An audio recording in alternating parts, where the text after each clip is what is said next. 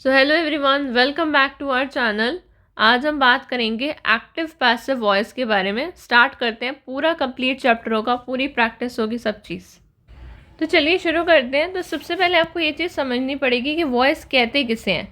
सो verb का वही form, जैसे मान लो कि कर्ता ने, कर दे यानी बेसिकली अगर देसी भाषा में समझें यानी करता है, जो काम कर रहा है, डूअर ऑफ द वर्क, जो भी एक्शन कर रहा है उस डूअर पे या तो कोई काम हो रहा है या फिर वो किसी काम को कर रहा है, या तो उस पर कोई काम होता है या वो कोई काम करता है, यही होता है, उसी को वॉइस कहते हैं।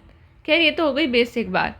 और अब बात करें कि वॉइस में भी जैसे ना दो बातें होती है, एक होता है एक्टिव वॉइस, एक पैसिव वॉइस। दो तरह की वॉइस होंगी जो आपको एग्जाम में पूछ सकते हैं कि एक्टिव टू पैसिव कन्वर्ट करो या पैसिव टू एक्टिव। तो अब उसी रूल्स पे हम फोकस करेंगे। एंड मेजर जो रहता है जनरल, वो आप देख सकते हो कि सब्जेक्ट है, फिर वर्ब है एंड देन ऑब्जेक्ट है। चलिए आइए हम बेसिक कॉन्सेप्ट पे चलते हैं आगे। नाउ देखो, एक्टिव में तो रहता है वो बेसिक फॉर्म। अब पैसिव में क्या होता है, जो अभी बताया वो एक्टिव था कि भाई डूअर या तो कोई एक्शन कर रहा है या उस पर कोई एक्शन हो रहा है। पैसिव में ये हो जाता है, पैसिव वॉइस में आपको पता है पैसिव वॉइस में क्या होता है कि जो ऑब्जेक्ट है, ऑब्जेक्ट पर किसी ने काम किया है, यानी कोई वर्ब हुआ है, यानी जो ऑब्जेक्ट पर कोई भी काम हुआ है या वर्ब का प्रभाव पड़ा है, दैट इज़ पैसिव फॉर्म। और उसमें आपका यही होता है कि passive to active to passive जब हम जाते हैं तो हम क्या करते हैं, ऑब्जेक्ट बन जाता है, फिर हेल्पिंग वर्ब आती है टेंस के अनुसार, फिर V3 फॉर्म आती है, बाय आता है और सब्जेक्ट आता है। ये तो हो गई जनरल बातें, ठीक है। तो अब देखो पैसिव का कब, जैसे प्रयोग कब करेंगे हम, यानी यूज़ कब करेंगे पैसिव वॉइस का। तो एक चीज़, चलो सबसे पहले चैप्टर स्टार्ट होते वक्त ही मैं बता दूँ, एक चीज़ क्लियर रखना है एक्टिव पैसिव वॉइस के अंदर, एक्टिव एंड पैसिव वॉइस में, कि जो टेंस है ना, टेंस सेम रहता है, टेंस चेंज नहीं होता है। क्योंकि वॉइस की जब हम बात करते हैं तो यहाँ टेंस का चेंज होने का कोई मतलब ही नहीं बनता है, टेंस चेंज नहीं होता है, ठीक है। ये चीज़ एक रूल याद रहना तो भी काफ़ी हेल्प मिल जाती है, टेंस चेंज नहीं होता है। क्वेश्चंस बहुत सारे होने वाले हैं अभी। तो बात कर लेते हैं कि पैसिव का हम यूज़ कब करते हैं, कहाँ पर करते हैं। जब कोई काम जो है वो खुद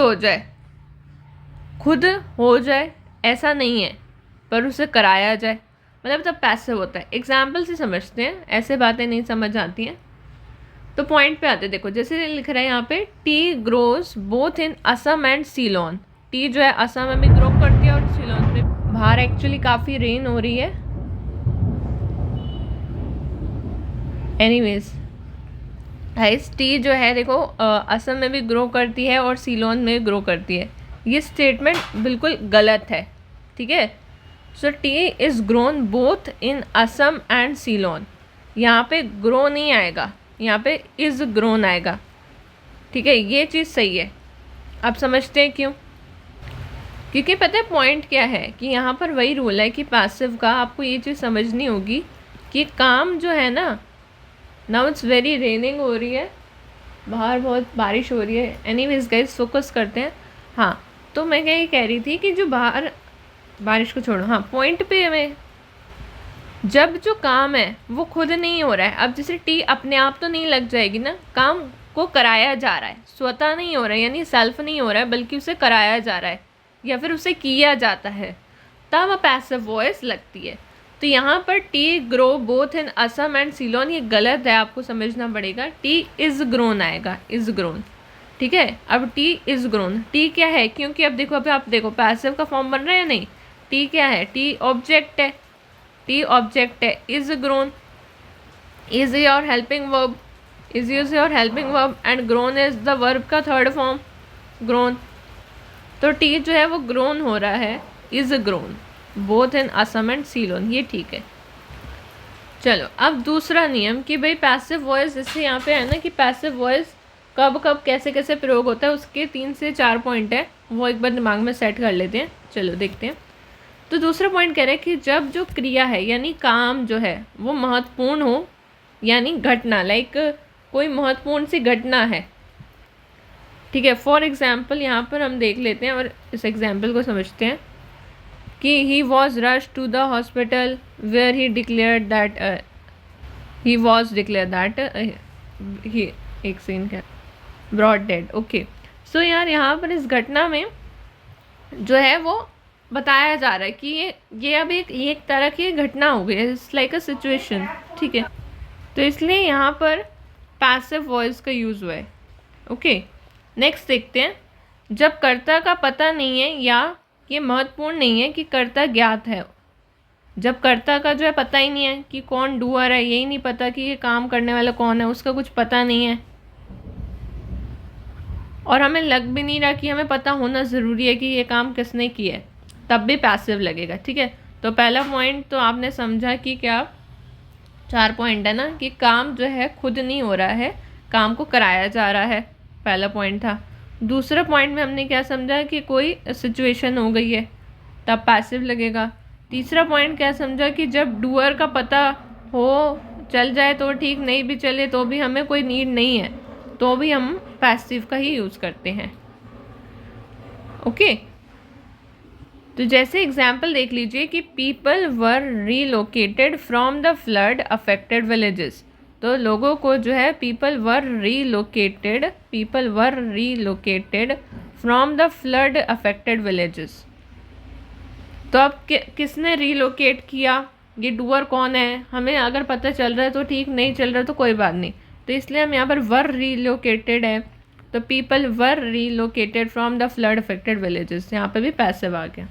ऑल राइट, चलो अब ना मैं आपको एक छोटा सा कॉन्सेप्ट बताऊंगी, ध्यान से देखना। जैसे देखो कुछ एग्जाम्पल हैं। ओके, पहला है कि what was happened, so what was happened, ये पहला एग्जाम्पल है। दूसरा है कि I am agree with you, okay, चलो तब अब यहाँ पर क्या नोटिस करने वाले हैं गाइस, यहाँ पर ये नोटिस करोगे कि what was happened, अब happened है और यहाँ देखो ऊपर से बोल रहा है what was happened, तो आई थिंक was के यहाँ सही है, was यहाँ नहीं आएगा, क्योंकि ये was जब आ गया तो was एक हेल्पिंग वर्ब है और हेल्पिंग वर्ब आती है पैसिव में। पर जो happen शब्द है ये आपका एक्टिव वॉइस में ही आता है हमेशा, कि ये काम हुआ है, एक्टिव में ही आता है हमेशा एक्टिव वॉइस में ही आता है। ओके, तो हैपन जो है हमेशा आपका एक्टिव वॉइस में ही आता है। और ऐसे ही I am agree with you, तो ऐसे एम भी नहीं आएगा, और जो ये अग्री शब्द है ना, अग्री भी आपका ऑलवेज एक्टिव वॉइस में ही आएगा। तो एक और ही पॉइंट आपने सीख लिया। ओके, अब नेक्स्ट देखते हैं। चलो अब मैं आपको 2 और एग्जाम्पल लिखवा रही हूँ, उनका थोड़ा देखते हैं। पहला देखिए, Delhi is situated on the bank of Yamuna. Delhi is situated on the bank of Yamuna. Full stop. Next, I was taken aback. अब बताओ यहाँ कोई एरर है या ठीक है स्टेटमेंट? तो Delhi is situated on the bank of Yamuna, ये स्टेटमेंट तो ठीक लग रही है। I was taken aback, I think in दोनों में कोई एरर नहीं है, और बिल्कुल सही बात है, इनमें कोई एरर नहीं है। आपने क्या याद रखना है यहाँ पे पॉइंट, कि जो सिचुएटेड वर्ड है, सिचुएटेड हो गया, और ये जो टेकन अबैक है, ये दोनों हमेशा ऑलवेज पैसिव वॉइस में ही आते हैं। तो आपको एक्टिव वॉइस का कौन से बताए, हैपन, एक्टिव वॉइस में कौन से, हैपन और अग्री, ये एक्टिव में कि भाई हैपन भी हो सकता है, अग्री भी हो सकता है एक्टिव वॉइस में, और सिचुएटेड और टेकन अबैक पैसिव वॉइस में। ऑलराइट, चलो अब आ जाते हैं कि भाई टेंस में कैसे कैसे देखना है वॉइस का, देख लो फटाफट से। सिंपल प्रेजेंट, जैसे इनडेफिनेट टेंस की बात हो रही है ना, उसमें आपके पास क्या आएगा, simple present, simple past, simple future या मॉडल, इन सब में से ही कुछ आ सकता है, तो अभी हम आपको एक एक करके बताएंगे कैसे कैसे करना है। अभी हम बात कर रहे हैं इनडेफिनाइट, अगर सेंटेंस टेंस हो, इनडेफिनाइट टेंस हो तो कैसे एक्टिव टू पैसिव में कन्वर्जन होगा। बाद में जो पूरी एक्सरसाइज होएगी ना, तो आपको एक एक चीज़ का समझ में आएगी। अभी आप देखते चलिए। देखो जब बात करते हैं सिंपल प्रेजेंट की, तो यहाँ आपको पता है एक्टिव टू पैसिव में क्या चीज़ सेम रहेगी, पहले तो आप वो देख लो और क्या डिफरेंट होने वाला है। एक्टिव में सब्जेक्ट आएगा, ऑब्जेक्ट होना चाहिए, सब्जेक्ट होना चाहिए, ऑब्जेक्ट होना चाहिए, सब्जेक्ट होना चाहिए, ऑब्जेक्ट होना चाहिए, एक बेसिक फॉर्म सब्जेक्ट ऑब्जेक्ट। यहाँ पर क्या चीज़ कॉमन है, यहाँ पर यह है कि पैसिव में ऑब्जेक्ट पहले आ जाता है, सब्जेक्ट बाद में आ जाता है और बाय के साथ आता है, बाय के साथ आता है। इधर भी ऑब्जेक्ट पहले, बाय और सब्जेक्ट बाद में, ऑब्जेक्ट पहले, बाय और सब्जेक्ट बाद में, ऑब्जेक्ट पहले, बाय और सब्जेक्ट बाद में। तो आप बस अब कुछ नहीं चेंज होने वाला, ज़्यादा कुछ खास नहीं है, यहाँ पे देख लो। जैसे सिंपल प्रेजेंट में क्या होता है भाई, V1 फॉर्म है, सिंपल पास्ट में V2 है, सिंपल फ्यूचर में शैल और शैल विल V1 है, और मोडाल में मोडाल है और V1 है। तो एक्टिव टू पैसिव में क्या हो जाएगा, is am are plus V3 form, was were V3 form, shall will के साथ आ जाएगा बी और फिर V3 फॉर्म। मोडाल के साथ भी क्या आ जाएगा एक्स्ट्रा में बी और V3 फॉर्म, क्योंकि यहाँ पर तो बी की फॉर्म ऑलरेडी आ गई है, इज एम आर। इधर बी की फॉर्म पास्ट में आपको मिल जाएगी वॉज वर, पर इधर आपके पास कुछ नहीं होगा, तो आप शैल विल बी मोडाल के साथ भी समझ जाना कि ये इंडेफिनाइट टेंस है और एक्टिव टू पैसिव हो रहा है। एग्जाम्पल देख लेते हैं। जैसे कि एक्टिव में देखो, पुलिस अरेस्टेड हिम। सो अब आपने इसमें क्या देखना है, पुलिस है, अरेस्टेड हिम। अब यहाँ सब्जेक्ट है, पुलिस अरेस्ट किसको किया, ऑब्जेक्ट है ये। तो अब ऑब्जेक्ट जो है, ये ऑब्जेक्ट जो है सब्जेक्ट बनेगा, तो आगे क्या हो जाएगा, ही हो जाएगा। He was arrested, he was arrested. ठीक है, तो सिंपल यहाँ पे V2 था ना, सिंपल V2 था इधर पास्ट इंडेफिनाइट में। अभी क्या हो गया, अभी ये वॉज फिर साथ में आ गया आपका V3 फॉर्म। अब जैसे कि people speak English all over the world, so English is object now, so अब वो बनेगा सब्जेक्ट की फॉर्म में, इंग्लिश इज स्पोकन, स्पीक को करा हमने, is spoken all over the world. Okay, a teacher teaches English here, so English is taught here, English is taught here. अभी आप कॉन्सेप्ट समझ लो, जिससे जब एक्सरसाइज में आपको सिर्फ फटाफट क्वेश्चन करने हो तो ये इज टॉट हो जाएगा। Then no one desire rights, so rights object है, सब्जेक्ट बनेगा, आर नॉट डिज़ायर्ड। नेक्स्ट देखिए, I will not tolerate this nonsense, so this nonsense पहले आएगा, दिस नॉनसेंस विल नॉट है ना, तो विल नॉट फिर बी आएगा, बी टॉलरेटेड बाय मी। ये आई जो है वो मी में चेंज होगा ना, इसलिए बाय मी। अब आपको इन 5 सेंटेंसेस में हमने क्या क्या सीखा, अब आपको डाउट आएगा। देखो, जैसे पहला सेंटेंस देखो कि पुलिस अरेस्टेड हिम, तो ऑब्वियसली कौन अरेस्ट करता है, पुलिस ही अरेस्ट करती है, और किसी को ये पावर है क्या, नहीं है। तो ये काम यहाँ पे कौन करेगा, ऑब्वियस है पुलिस ही करेगी। नाउ अब जब पैसिव में हम लिखते हैं ना, तो ही वॉज अरेस्टेड, तो अब आप कहीं सोच रहे हो हम लिखें कि भाई बाय पुलिस, भाई पुलिस पीछे आ जाएगी, तो ऐसा नहीं होने वाला है। वो इसलिए कि अब आप बोलो कि ही वॉज अरेस्टेड, तो वो अंडरस्टूड हो जाएगा कि इसको अरेस्ट पुलिस नहीं करा होगा, और तो कोई कर नहीं सकता। तो जहाँ पे बात अंडरस्टूड हो वहाँ ज़रूरत नहीं है इस बाय की और साथ में सब्जेक्ट लगाने की। ऐसे ही आप देख लो, एग्जाम्पल नंबर 3 देखो, जैसे कि यार टीचर टीचेस इंग्लिश हेयर। ठीक है, अब इंग्लिश इज टॉट हेयर, अब आप बोलो कि ये तो एरर है कि आगे वो नहीं लिखा, English is taught here by teacher. क्या ही शोभा देगा, नहीं, टीचर ही पढ़ा रहा है, तो टीचर ही पढ़ा रहा है, और कोई तो नहीं पढ़ा रहा। तो यहाँ पे जब बात ऑब्वियस, तो ज़रूरत नहीं है। अब मान लो, अब आप देखो एक दूसरा सेंटेंस और चौथा सेंटेंस पे ध्यान दो।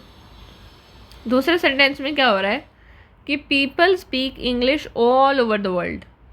अब आप यहाँ भी देखोगे कि यहाँ भी एक इंडेफिनाइट प्रोनाउन वाला केस है, तो इसलिए यहाँ भी आपको ज़रूरत नहीं है कि English is spoken all over the world by people. ये बाय पीपल यही लिखने का सोच रहे थे, ऐसा नहीं लिखना है, ज़रूरत नहीं है। चौथा सेंटेंस देखो कि no one desire rights, so rights are not desired by no one, है ना। तो ये लिखने की ज़रूरत नहीं है। आई होप आपको समझ में आ गया होगा कॉन्सेप्ट। और यहाँ लिख रहे हैं तो ठीक है कि I will not tolerate this nonsense. So I यहाँ पर एक ही बात है और इसलिए बाय मी हमने लगा दिया कि यहाँ पे मेंशन है ना, इसलिए ये ऑब्वियस नहीं है। अब यहाँ कोई और नाम भी लिखा हो सकता था तो उस पर्सन का हम नाम लिख देते। लेट्स से यहाँ पे लिखा होता राधिका।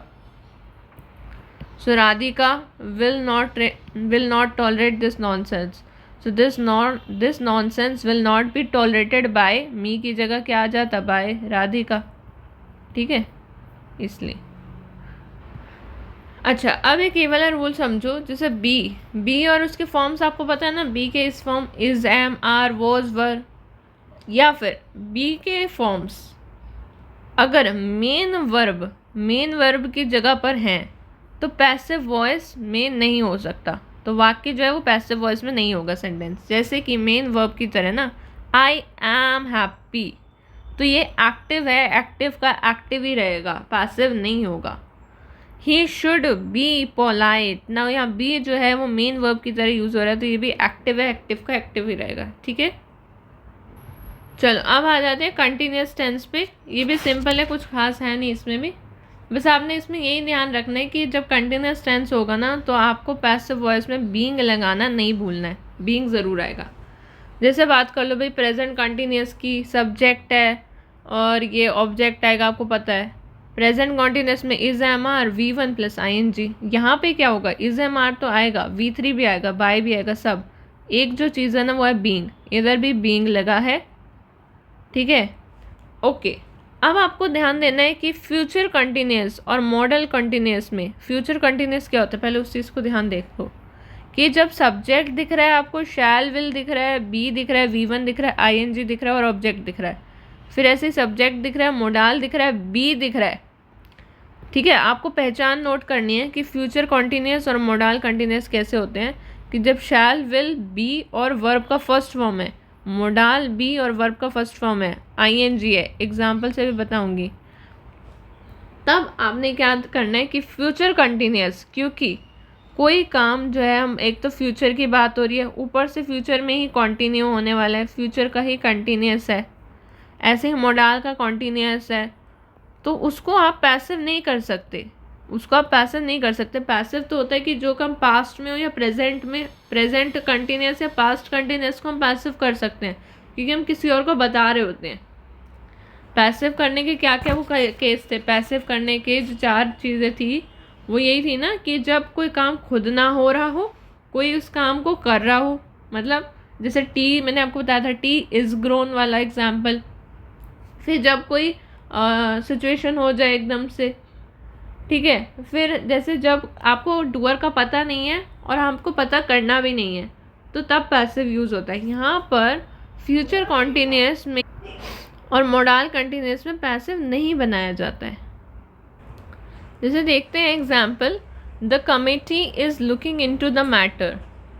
सो ये आपका एक्टिव सेंटेंस है, एक्टिव वॉइस का है। अब इसको चेंज कैसे करेंगे, द मैटर इज बीइंग आ जाएगा क्योंकि it's a continuous. Looked into भी आएगा, बाय द कमिटी। ठीक है, सो यहाँ पे क्या पॉइंट हमें ध्यान रखना है कि वर्ब के बाद आने वाले प्रेपोजिशन को पैसिव वॉइस में लगाना नहीं भूलना है। जैसे they are laughing at you, ये आई वर्ब लाफिंग और इसके बाद आई preposition at. So you are being, because continuous हो गया, laughed at by them, by आएगा एंड फिर देम, सो दे का बना them. Next, the accused is being produced before the court. So produced एक वर्ब है, उसके बाद आया before, that is preposition. So इसका बनेगा द पुलिस। अब यहाँ मेंशन नहीं है, सो पर ये है कि ये अंडरस्टूड है कि भाई यहाँ पर मेंशन होता भी नहीं है क्योंकि ये था पैसिव वॉइस, ये था पैसिव वॉइस जो था कन्वर्ट करा ना कि द एक्यूज्ड इज बीइंग। अब जहाँ बीइंग आ गया तो मतलब कॉन्टिन्यूस बात है। So the police are producing the accused before the court. Police लिखते तो ऐसे सिंगुलर ही हैं पर आर यहाँ आएगा आर, तो यहाँ वर्ब का भी, हेल्पिंग वर्ब का भी ध्यान रखना है कि इज का बना है आर।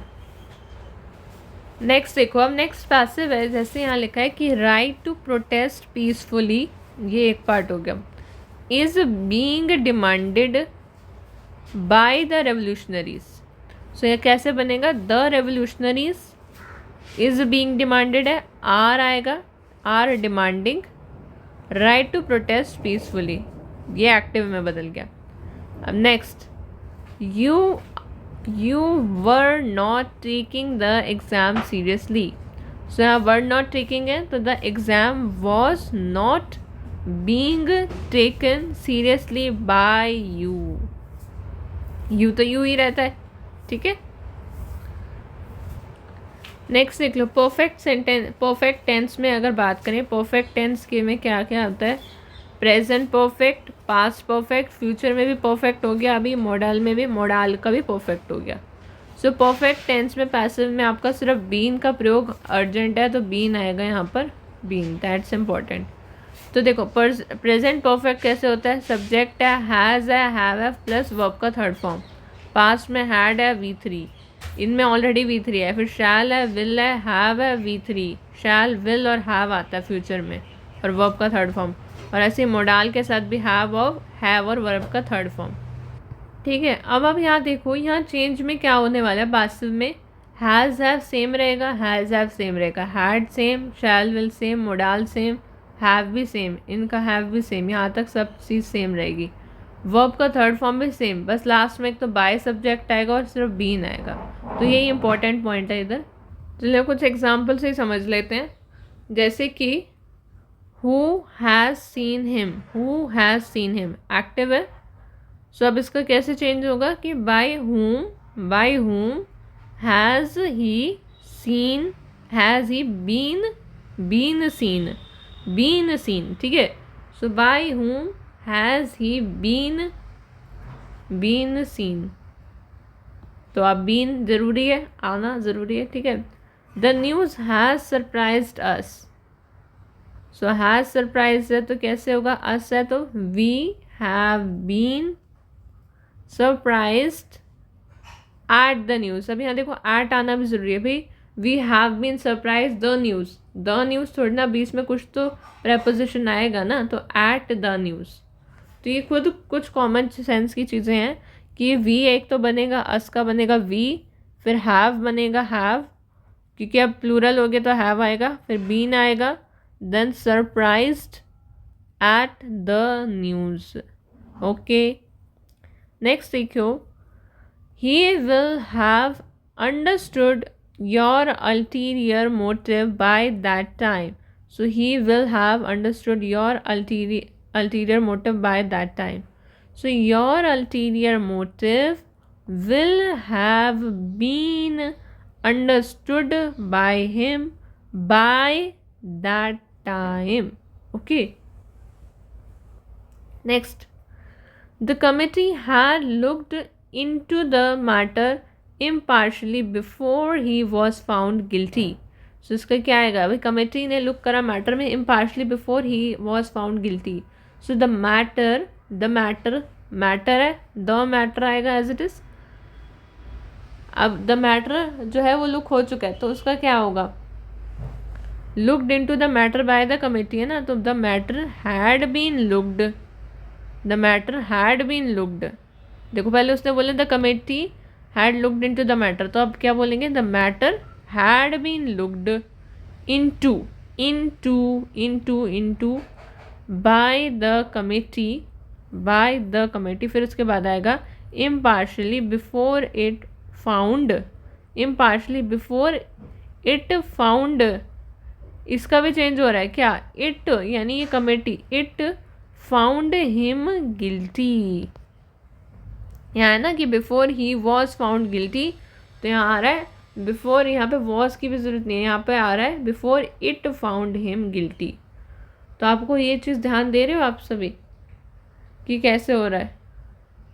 ओके, तो आपको ना एक और चीज़ समझनी पड़ेगी कि कुछ वर्ब्स के साथ होता ही ऐसे है कि उनके साथ फिक्स प्रेपोजिशन है कि वो आती ही आती हैं। जैसे कि ना मैं आपको कुछ लिख के बताती हूँ ताकि थोड़ा याद रखना आसान रहेगा, साथ साथ लिख सकते हैं तो लिख लीजिए कि देखो नोन के साथ, वैसे फिक्स प्रपोजिशन का अलग से करेंगे, फिर भी आप देख लो एक्टिव पैसिव वॉइस में तो ताकि अच्छा है कि नोन आ गया ना तो नोन के साथ टू आएगा और कुछ नहीं, टू आएगा, नोन के साथ टू आएगा। ओके, अब आप अगर किसी चीज़ पे सरप्राइज्ड हो तो सरप्राइज्ड के साथ एट आएगा, एट, सरप्राइज के साथ एट आएगा।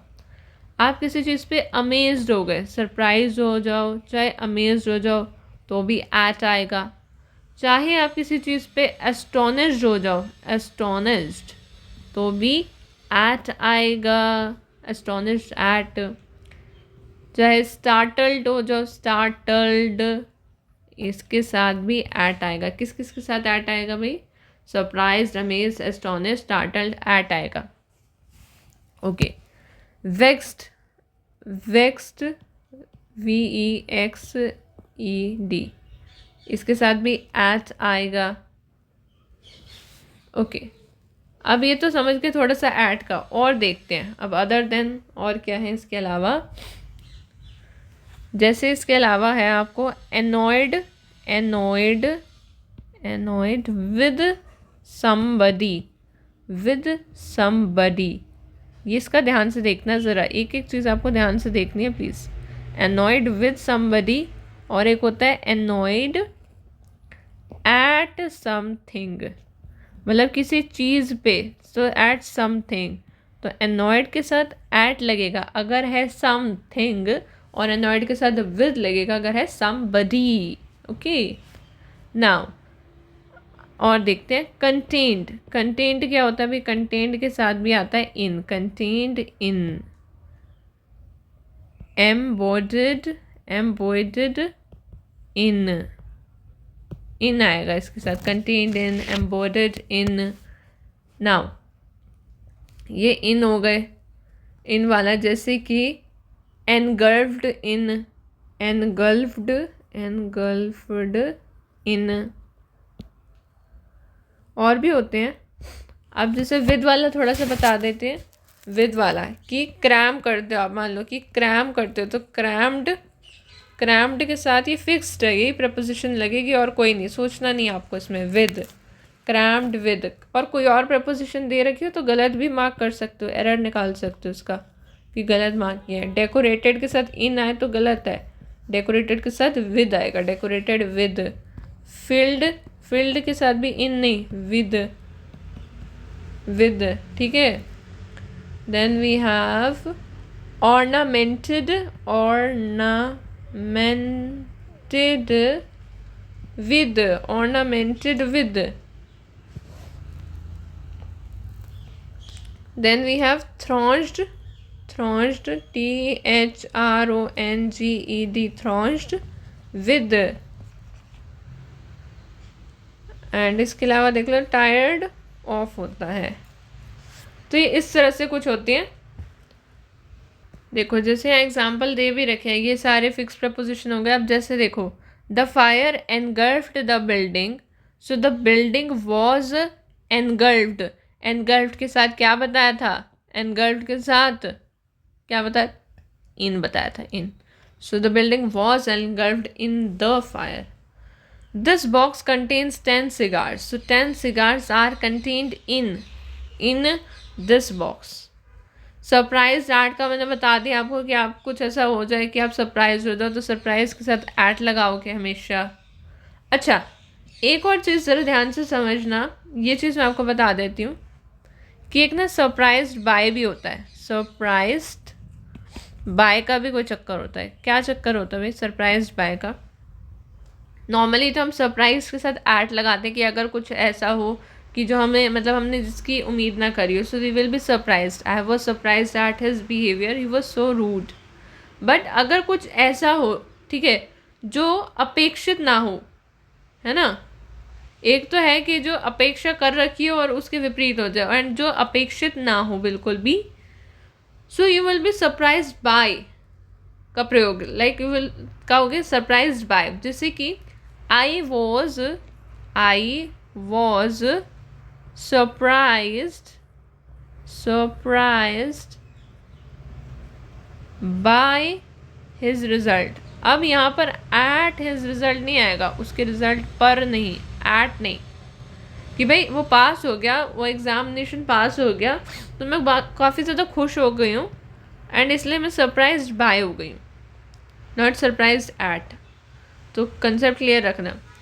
सरप्राइज्ड एट कब आ रहा है कि जब कुछ ऐसा है जो ये नहीं आपने एक्सपेक्ट किया था एंड उसके अपोजिट केस हुआ, बट जब आपने एक्सपेक्ट ही नहीं करा था, एक्सपेक्ट ही नहीं किया था पास हो जाएगा, पास हो गया, so I was surprised by his result. Okay, चलो अब नेक्स्ट टॉपिक पे आता है, दैट इज़ WH के क्वेश्चंस पे आते हैं, जिसमें आपने क्या करना है, येस या नो क्वेश्चंस का पैसिव बनाकर, येस या नो वाले जो क्वेश्चन होते हैं ना, वो हाँ जी कहाँ जा रहे हो, कब आओगे, मतलब येस नो वाले क्वेश्चंस जिनका आंसर येस और नो में निकले, वो भी आपको पता चलेगा, वो होते हैं WH वाले क्वेश्चन। और उसके लिए आपने क्या करना है, उनको पैसिव बनाने के लिए उनको सबसे पहले उसके इंटेरोगेटिव वर्ड्स को जोड़ देना है WH क्वेश्चंस बनाने के लिए।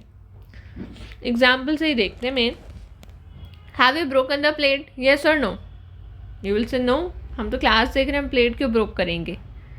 Okay, so has the plate been why been, perfect है ना, बीन ब्रोकन बाई यू, एक तो ये केस हुआ। नाउ अब अगर येस नो क्वेश्चन वाले केस में अगर पहले इंटेरोगेटिव वर्ड है तो आप उनको कैसे करोगे, उनको ज़रा जोड़ के देखते हैं। Why have you broken the plate, why have you broken the plate.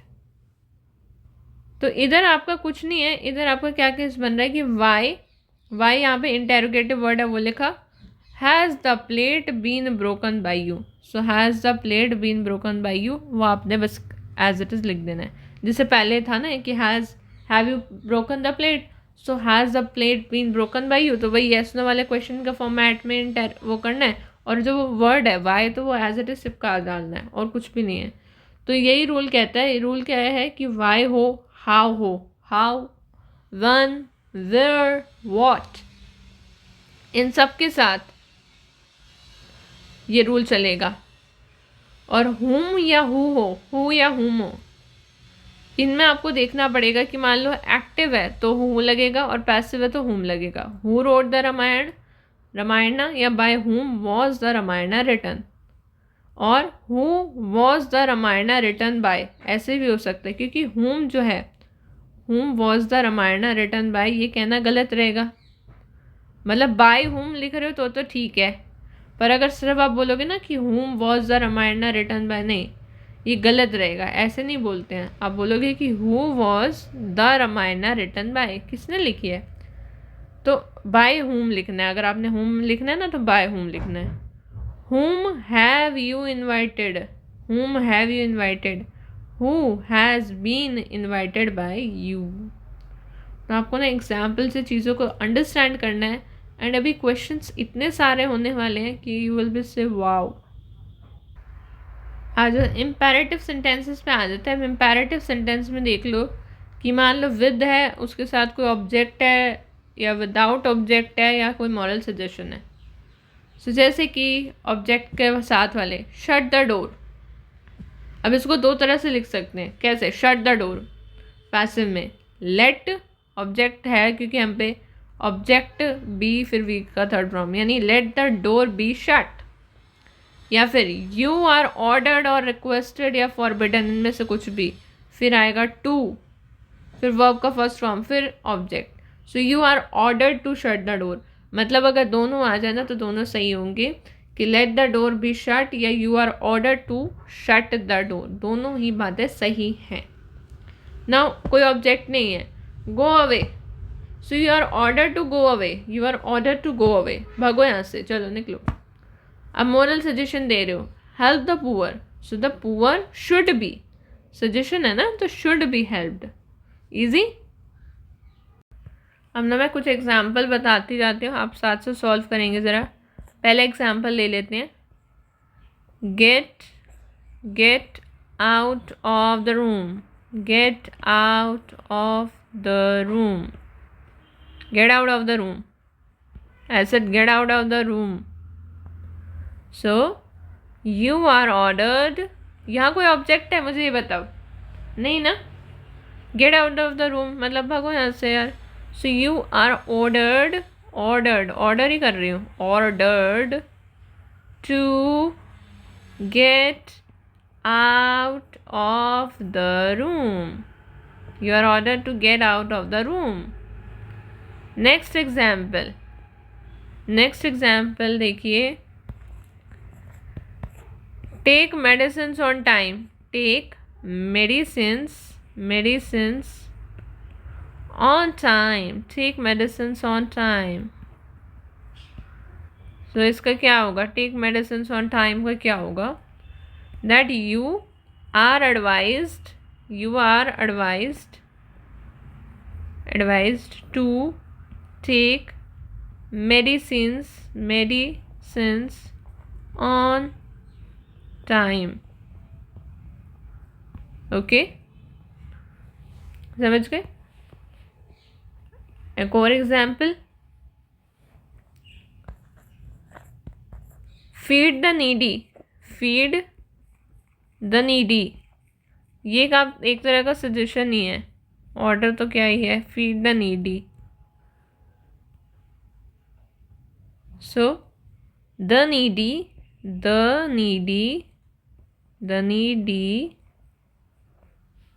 should be feed है तो उसका क्या हो जाएगा, fed, should be fed। Okay, चौथा example, don't move,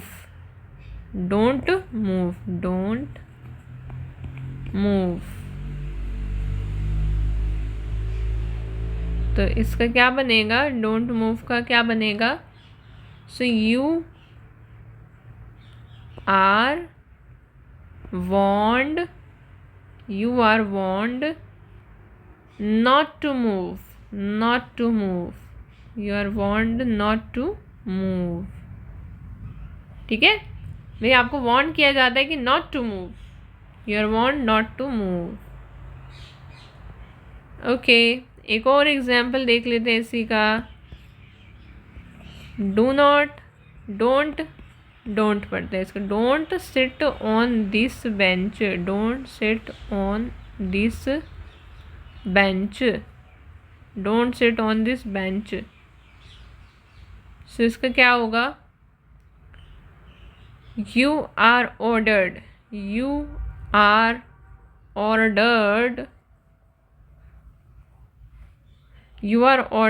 not to sit, मना कर रहे हैं ना, not to sit on this bench। अच्छा, इसको एक और तरीके से भी कर सकते हो, जैसे इसको आप लिख सकते हो कि जैसे यहाँ यू आर ऑर्डर्ड है ना, ऑर्डर्ड नॉट के बदले आप पता क्या लिख सकते हो, यू आर फॉरबिडन, मतलब भी मना ही होता है, फॉरबिड करना यानी मना करना, तो फॉरबिडन डबल डी आएगा, FORBIDDEN,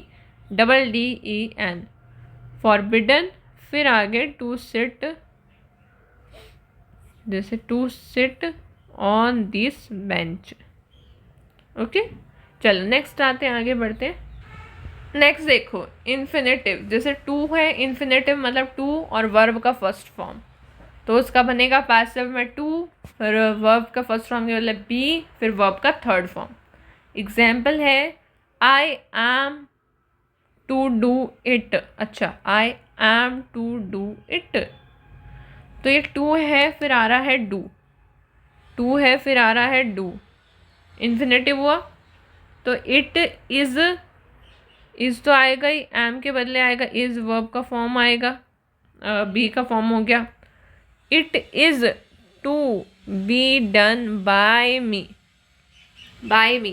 सो यहाँ पर क्या हो रहा है कि एम है, एक तो एम है, तो एक तो आ रहा है इज़, क्योंकि इट हो गया, आई के साथ एम होता है, ऐसे इट के साथ तो इज़ आएगा, और ये टू के साथ क्या बना, टू तो एज इट इज़ रहा, बी और डन हो गया, बस डू के बदले आ गया बी प्लस डन। नेक्स्ट देखो, you are to write it in ink, the ink, so it आएगा, it is to be written in ink, as it is, तो इट इज़ टू। आर का क्या है, तो यू के साथ था तो आर, इट के साथ इज आएगा, फिर टू है, राइट के बदले आ जाएगा बी रिटर्न। क्लियर है? सो आपको क्या ध्यान रखना है, यहाँ पर नोट करनी है, इस बात को ध्यान भी रखना है। क्या ध्यान रखना है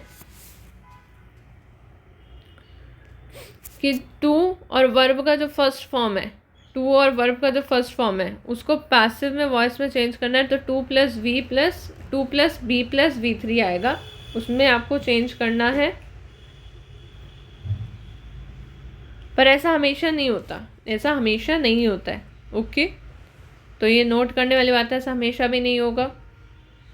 अगर टू प्लस वी वन जो है, वी वन को करने वाला सब्जेक्ट का उल्लेख है कि कौन कर रहा है, जैसे आई है, उल्लेख टू प्लस वी वन से पहले हो चुका है, तो टू प्लस वी वन को टू प्लस वी थ्री में परिवर्तित ना करें।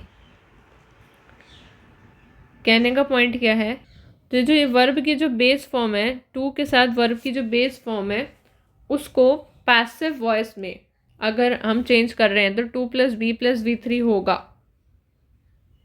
ऐसा होता है, पर ये हमेशा नहीं होता है। वो कह रहे हैं हमेशा नहीं होता है। कब हमेशा नहीं होता? अगर टू प्लस वर्ब का जो बी थ्री फॉर्म है, अगर टू प्लस जो वर्ब का आपका बेस फॉर्म है उसको करने वाला जो सब्जेक्ट है, उसका जो बारे में बात है, वो हमें इससे पहले ही मिल गई है, इनिशियली मिल गई है, तो आपका टू प्लस वी थ्री नहीं होगा चेंज। एग्जाम्पल देख लो, जैसे कि the teacher gave me a book to read.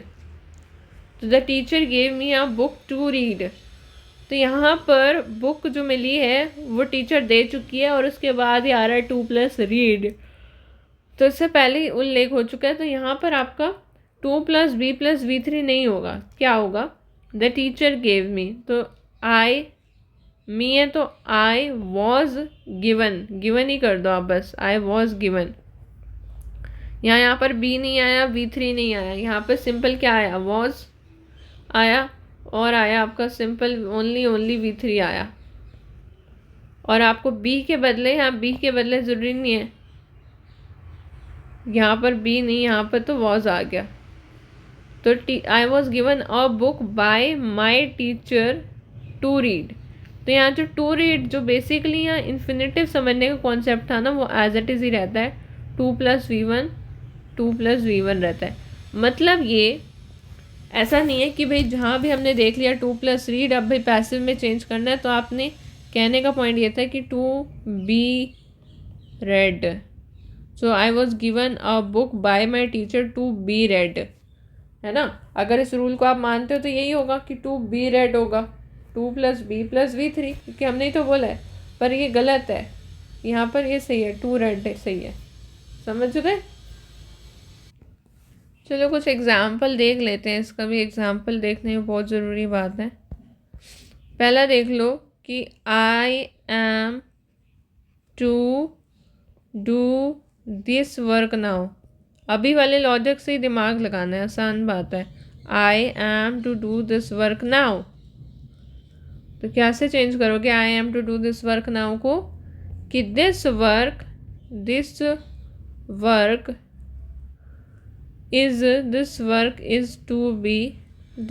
is to be done by me. This work is to be done by me now. So this work is to be done by me now. जैसे है ना, I am to be do this work, एक तो to do है जो हम rule सीखना चाह रहे हैं, तो इधर जो है यहाँ पर आपको काम जो है वो बाद में दे रखा है, टू डू। जो आपका सब्जेक्ट है उसका उल्लेख जो है, ये वाला जो सब्जेक्ट है ना, इसका उल्लेख जो है वो बाद में हो रखा है। I am to do this work now, तो this work is to be done by me now. Okay, एक और एग्जाम्पल कर लेते हैं। We are not going to help them, we are not going to help them। इसका क्या बनेगा, we are not going to help them का क्या बनेगा कि they were। अच्छा सबसे पहले आप बताओ, यहाँ पर to help है, not going to help, so we are not going to help them। उनको हम हेल्प नहीं करने वाले हैं। तो इधर क्या है, इधर भी ये जो देम है यही आपका यही ऑब्जेक्ट है और यही ऑब्जेक्ट आगे सब्जेक्ट बनने वाला है, और जो कि 2+V1 के बाद है। तो यहाँ पर आएगा आपका कि दे, देम का दे बना, they are not going to, इसलिए अब चेंज होगा be helped, they are not going to be helped, to be helped by us. We है तो वी का क्या बना, अस। ओके, क्लियर है। एक और एग्जाम्पल देख लेते हैं। एक और एग्जाम्पल क्या कह रहा है कि you need to carry your passport, you need to carry your passport, your passport, you need to carry your passport, आपको अपना पासपोर्ट ले जाना है। You need to carry your passport, तो इधर भी सेम ही लगेगा क्या कि भाई यहाँ पर टू कैरी है, और जो ये योर पासपोर्ट है यही तो आगे आने वाला है, यही आगे आने वाला है, और ये टू के पीछे है, तो यानी टू को चेंज करना पड़ेगा। मतलब कि योर पासपोर्ट नीड्स, तो यहाँ पासपोर्ट है तो पासपोर्ट के साथ नीड नहीं आएगा, नीड्स आएगा। सबसे पहले तो क्या आएगा, नीड्स, इस चीज़ को समझो, नीड्स, नीड नहीं है, नीड्स बनेगा। Your passport needs to be आ जाएगा, फिर कैरिड बाय यू। तो आपको बहुत ध्यान से समझना है। एंड अभी बहुत सारे एग्जाम्पल होने वाले हैं कि कुछ और नहीं करना, सिर्फ सुनना है ध्यान से, और कुछ काम नहीं है आपका। ओके, नेक्स्ट समझते हैं। जैसे देखो हैव है, हैज़ है, हैड है, कुछ भी हो, साथ में टू है और V1 है। अभी हमने सिर्फ समझा इन्फिनेटिव। अब जो हम समझ रहे हैं कि हैज़, हैव, हैड +2+V1, इसको पता है वैसे क्या कहते हैं, इसको कहते हैं फोर्स्ड एक्शन। ये कहते हैं फोर्स्ड एक्शन, यानी you have to do it, you have to दम लगा के जैसे जब वो बोलते हैं। सो दैट इज, देखो यहाँ पे सब्जेक्ट है हैज़, हैव, हैड, 2+V1 है, तो ऑब्जेक्ट आगे आएगा, हैज़, हैव, हैड बनेगा, तो यहाँ पे वही सेम चीज़ है, 2+B+V3 बन जाएगा। ठीक है, एग्जाम्पल देख लेते हैं। I have to finish this work, so I is your subject, have है, टू है, फिनिश है, दिस वर्क ऑब्जेक्ट है। अब ऑब्जेक्ट इनके बाद आ रहा है तो पैसिव में दिस वर्क पहले आएगा, हैज़ आएगा क्योंकि वर्क है तो उसके साथ हैज़ है, आई के था इसलिए हैव था, have to be finish by me, easy. Okay, एक और example, you have to choose a dress, so a dress has to be chosen by you, easy. Okay, मान लो नेक्स्ट और देख लो एग्जाम्पल, जैसे कि लिखा कि we had to file a case, we had to file a case, so इसको क्या से कर दोगे, we had to file a case को a case had to be filed, ध्यान रखना फाइल्ड की स्पेलिंग फिल्ड नहीं होता, filed by us, so a case has to be filed by us। okay, एक और देख लो, जैसे कि people have to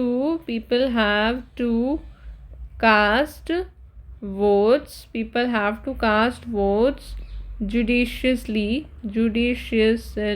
people have to cast votes judiciously। इसका क्या होगा, इसका होगा कि वोट्स हैं, have to be cast, votes हैं, आ गया इधर हैव टू बी कास्टेड, जैसे टू कास्ट है तो टू कास्टेड नहीं आएगा, 2+B+ वर्ब का थर्ड फॉर्म।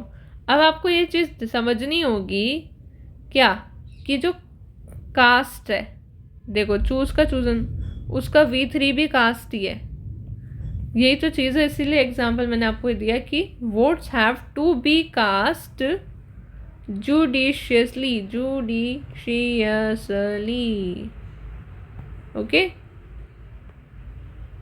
अच्छा, अब एक और एग्जाम्पल देख लेते हैं, जैसे कि दे विल हैव, देन फिर आ गया ना to check, they will have to check all documents, okay. So इसका क्या होगा, इसका यही होगा कि यहाँ पे आप देखो टू चेक के बाद आ रहे हैं ऑल डॉक्यूमेंट्स, तो अब ऑल डॉक्यूमेंट्स आएंगे पहले कि ऑल डॉक्यूमेंट्स, पैसिव में जो चेंज कर रहे हैं, all documents will have to be, अब इसका क्या आएगा, टू बी, फिर हो जाएगा चेक का checked, so all documents will have to be checked. अब बाय देम यहाँ नेसेसरी नहीं है कि बाय देम लगाना, इट्स नॉट नेसेसरी कि बाय देम लगाना ही लगाना है आपने, ठीक है, ऐसे ही ठीक लग रहा है ये। आइए नेक्स्ट बात कर लेते हैं कि वर्ब की बात कर लेते हैं कि वर्ब में अगर मान लो लेट दे रखा हो, बिड दे रखा हो, हेल्प दे रखा हो या मेक दे रखा हो, लेट, बिड, हेल्प, मेक, तो वर्ब में लेट, बिड, हेल्प और मेक का प्रयोग जो है वो हमेशा एक्टिव वॉइस में होगा और डायरेक्ट इन्फिनेटिव यानी बिना टू के साथ होगा। यानी कभी भी लेट के साथ लेट टू नहीं आएगा, बिड के बाद टू नहीं आएगा, हेल्प के बाद टू नहीं आएगा, मेक के बाद टू नहीं आएगा। जैसे कि she let me go, active voice में टू नहीं आएगा। I bade him leave the room, I bade him यानी बिड के कोई भी फॉर्म के साथ। They must help me finish the work, I made him wash all the clothes, तो मेक का मेड है, तो यानी कि लेट हो चाहे बिड हो, उसका बेड हो या फिर हेल्प हो, हेल्प्ड हो या फिर मेक हो, मेड हो, ठीक है, तो इन सब के साथ जो है टू नहीं आएगा, एक्टिव वॉइस में तो नहीं आएगा, ठीक है। तो एक्टिव में टू नहीं आएगा, बिल्कुल नहीं आना। पर अगर यही बिड, हेल्प और मेक का प्रयोग पैसिव में हो तो टू के साथ होगा, तब टू के साथ होगा अगर पैसिव में हो रहा है। जैसे कि ही वॉज बिडन, बिडन हो गया, अब बेड, बेड, बिड, देखो बिड, बेड, बेड और bidden, V3।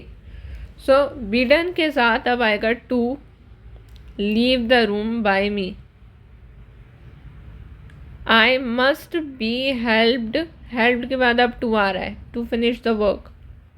He was made to wash all the clothes by me, understand. अच्छा, अब जरा जैसे एक एग्जाम्पल से समझो, जैसे कि एक एग्जाम्पल से, ये एक्टिव वॉइस का एग्जाम्पल है कि I will make you finish the whole syllabus, I will make you finish the whole syllabus. तो थोड़ी कॉमन सेंस के साथ करनी है चीज़ों को, I will make you finish the whole syllabus. तो इसका क्या है, अब देखो अब यहाँ एक्टिव में है तो ये मेक ही आएगा, इसके साथ कोई टू वगैरह नहीं आएगा। बट अब जैसे ही इसका मैं पैसिव करूँगी तो पैसिव में क्या आएगा कि I will make you finish the whole syllabus, you है तो यू पहले आएगा, यू, विल है तो विल आएगा, बी आएगा, पैसिव में चेंज कर रहे हैं, मेक का बनेगा मेड, मेक का मेड बन जाएगा, यहाँ तक तो ठीक है। बट अब स्पेशलिटी क्या है इसकी, so you will be made to आएगा अब ज़रूर यहाँ पर, to finish the whole syllabus, ये सब आएगा और लास्ट में क्या आ जाएगा, बाय मी, अंडरस्टैंड, ठीक है। इस तरह से होंगी चीज़ें। अच्छा, जैसे एक और करते हैं, थोड़ा एग्जाम्पल से भी आप समझ लो, थ्योरी वाला लेक्चर है। एक और चीज़ है, ओके, फॉर एग्जाम्पल कि he bade us clean the table. He bade us clean the table. He bade us clean the table. इसका देखो, इसका कैसे होगा? बेड है, कोई टू वगैरह नहीं है। क्लीन द टेबल, टेबल आगे आएगा ऑब्वियसली, टेबल आगे आएगा क्या? या बताओ, he bade us clean the table. So clean the table तो बाद में ही आएगा। यहाँ पर जो वो बनेगा ऑब्जेक्ट यहाँ पर कौन है? अस है। और अब यही ऑब्जेक्ट आगे आने वाला है, क्योंकि हम एक्टिव टू पैसिव में चेंज कर रहे हैं। तो ऑब्जेक्ट वी का क्या बनेगा? वी, मतलब अस का क्या बनेगा? वी वर क्योंकि पास्ट है ना, वी वर। बेड का हो जाएगा आपका गाइस बिडन, क्योंकि सिंपल है ना, सिंपल V2 है, ये V2 फॉर्म है। तो इसमें आपके के पास क्या आएगा कि भाई वर्ब वॉज वर आएगा, या फिर ये वर्ब की थर्ड फॉर्म पैसिव में चेंज करने के लिए simple rule. So we were bidden by him. अब यहाँ पे आ जाएगा आपका गाइस बाय हिम। इतना फ्रेज पूरा लिखने के बाद आपने लगाना है टू। आपने क्या लगाना है? टू। स्पेशल बात इसकी समझो। So we were bidden by him to आएगा, then you will write to clean the table. सो यानी कि पूरा लिखने के बाद पैसिव में टू साथ में आएगा। अब कैसे आएगा, मैंने आपको एग्जाम्पल से समझाया कि ऐसे भी आ सकता है। ठीक है, तो एग्जाम्पल्स बहुत ज़रूरी हैं। मेन पॉइंट है प्रैक्टिस की। जितने सेंटेंसेस एंड प्रैक्टिस क्लास अलग से होगी, so no need to worry for that. अभी आप एग्जाम्पल से एक बार समझ लो कि कैसे कैसे रूल्स होते हैं, ताकि एक बेसिक तो नॉलेज हो कि एकदम से समझाना, ताकि मुश्किल नहीं पड़े। क्योंकि प्रैक्टिस क्लास में we will be little bit faster than this class. Okay, एक और एग्जाम्पल देख लेते हैं चलो, कि दे helped us clear our doubts. They helped us clear our doubts. All right, इसका देखो, ये एक्टिव है, हेल्प्ड है, सिंपल है। हेल्प्ड अस, किसकी हेल्प की है? अस की गई है। तो वी इधर आएगा, वी वर हेल्प्ड। नॉर्मली हम ऐसे लिखेंगे पैसिव में चेंज करने के लिए, वी वर हेल्प्ड किसके द्वारा? By them clear our doubts. नहीं, ये तो अंडरस्टूड है। By them to then you will write to clear our doubts. All right, चलिए आ जाओ, चलो होने वाला है बस ये कवर। ओके, लेट के बारे में बात कर लेते हैं हम, कि भाई लेट का जो प्रयोग है वो वाक्य में अलग अलग अर्थ में हो सकता है, और पैसिव में भी उसी अकॉर्डिंग होगा परिवर्तन, जैसे कि अलग अलग कंटेक्स्ट में। फॉर एग्जाम्पल देखो, लेट मी प्ले, ये हम अनुमति बोल रहे हैं यार, प्लीज़ प्ले करने दो, लेट मी प्ले। सो इसका पैसिव कैसे बनेगा कि मी है तो I may be allowed to play, let me play का I may be allowed, then we have to and then we have play. फिर नेक्स्ट देखो, let him do this work, इसका क्या होगा? let this work, do है तो be done by him. Okay, next, let us organize a party. सो ये सलाह है, ठीक है ना, सलाह है और वाक्य में ऑब्जेक्ट भी है। सो a party should be organized, a party should be organized, सही बात है। Now let us help the poor, ये एक नैतिक सलाह है। So the poor should be helped by us, ये सब करने की ज़रूरत नहीं है, बस आपने इतना ही करना है इसमें। ओके, एंड लास्टली देखो, जो थ्योरी का लास्ट टॉपिक है ये, कि verbs followed by the adjective, verb है और साथ में एडजेक्टिव भी आ रहा है. For example rose smell sweet. So ये जो स्वीट है ये क्या है, ये एडजेक्टिव है. Rose smell sweet, sweet is an adjective, तारीफ है भाई. Rose smell sweet. So rose is sweet when it is smelt. Rose is sweet when it is smelt. इस तरह से पैसिव बदलेगा, यानी सब्जेक्ट वर्ब आएगा अकॉर्डिंग टू द वर्ब आएगा टेंस के अकॉर्डिंग. फिर एडजेक्टिव. सो रोज इज, या अब देखो रोज, एक ही रोज की बात हो रही है तो वर्ब आया, एडजेक्टिव आया. व्हेन आएगा व्हेन. फिर प्रोनाउन भी हमने खुद से लगाया. इट, हेल्पिंग वर्ब भी खुद से लगाया. Is smelt. फिर V3 फॉर्म जो मेन वर्ब में दे रखी है. स्मेल था V1, V3 लगा दिया. और देखो एग्जाम्पल, जैसे देखो quinine taste bitter. Quinine taste bitter. So quinine is bitter, यहाँ तक आपने एज इट इज लिखना है. Quinine is bitter when it is tasted. Okay. Next देखो those mangoes tasted sour. Those mangoes tasted sour. So those mangoes वर, एक तो वर आएगा passive में बदल रहे हो तो वर सॉर. नाउ टेस्ट को अभी हमने यूज़ नहीं किया. व्हेन दे, यानी वो मैंगो, दे वर टेस्टेड. कॉमन सेंस, वर टेस्टेड. All right. एक और एग्जाम्पल देखते हैं. जैसे देखो द कर्ड स्मेल्स सोर. सो द कर्ड स्मेल्स सोर. इसका पैसिव में क्या चेंज करोगे. सो द कर्ड स्मेल्स सोर. सो द कर्ड इज सोर व्हेन इट इज स्मेल्ट. सो आपने क्या करना है यहाँ पे, यहाँ सोर तक लिखना है. इज लगाया, सोर लिखा, फिर उसके बाद वैन लिखोगे. प्रोनाउन आएगा इट, फिर हेल्पिंग वर्ब इज, और स्मेल्ट. स्मेल का क्या बना, स्मेल्ट. SEMELT, smelt. चलो एक और एग्जाम्पल देख लेते हैं फटाफट से कि this surface feels smooth. This surface feels smooth.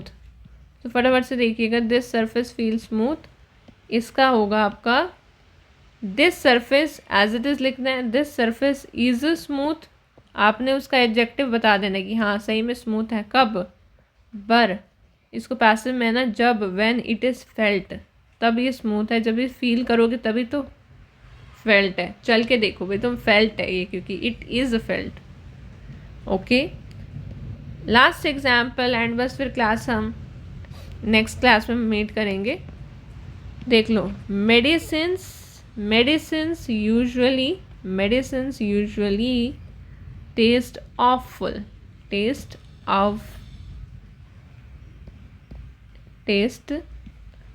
awful.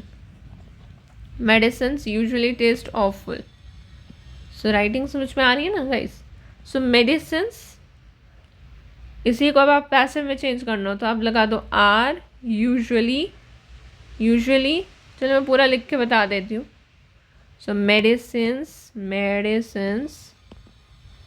Are usually awful.